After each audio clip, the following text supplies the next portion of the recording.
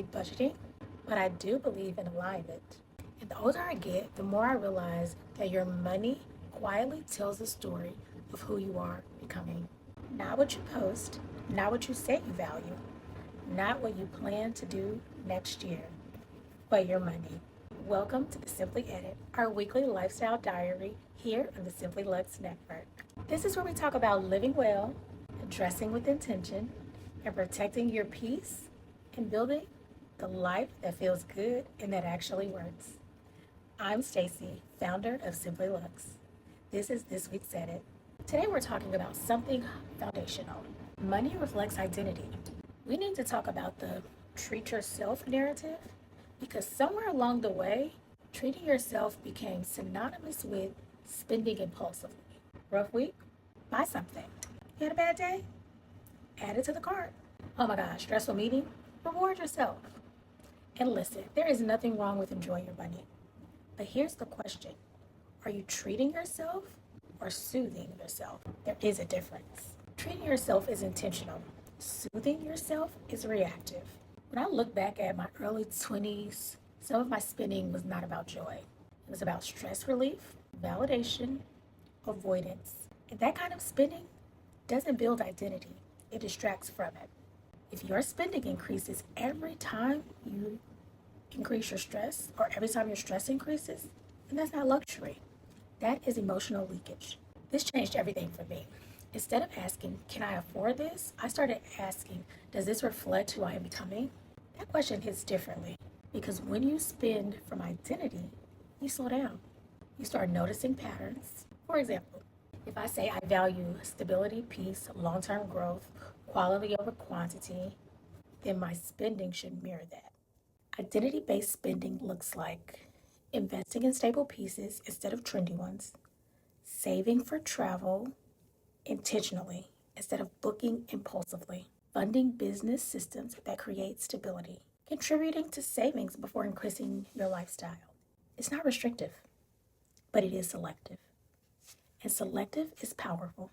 So I'm going to say something gently. Spending cannot regulate you. If you're exhausted, you need rest. If you're overwhelmed, then you need structure. If you're lonely, then you need connection. A new handbag literally won't fix misalignment. What it might do is delay clarity. I had to build emotional regulation before I built financial refinement.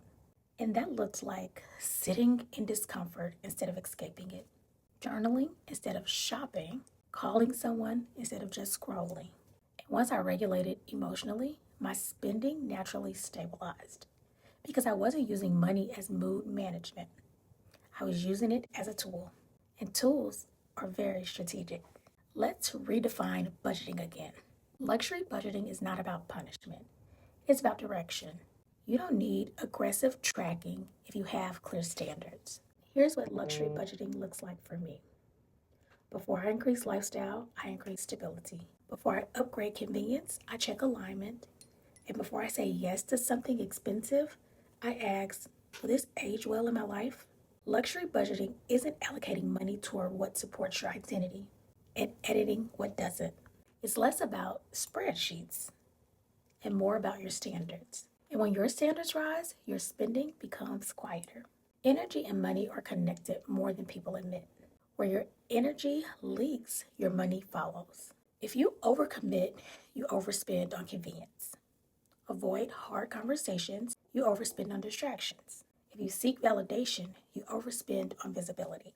Energy chaos creates financial chaos. When I tightened my schedule boundaries, my spending dropped.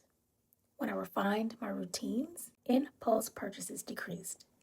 When I stabilized emotionally, my savings increased. Money mirrors nervous system health more than income level. And that's a grown conversation. This is the shift. I stopped asking, what do I want right now? And I started asking, what funds my peace long term? Funding peace looks like emergency savings, investing in quality, protecting my home environment, funding experiences that deepen connection. The reverse of that is funding chaos. And that looks like lifestyle inflation, impulse upgrades, compensating for burnout. Peace compounds, chaos also compounds. The question is, Which are you funding? As we move into spring, I'm not increasing everything, I'm refining everything. My money this season is going towards stability, systems, strategic upgrades, and experiences that align, not proving, not flexing, and not noise. Because spring isn't about reinvention, it's about alignment. Your money should support your identity and not sabotage it. If something resonated, carry it with you into the week ahead. And I'll see you right back here for the next edit.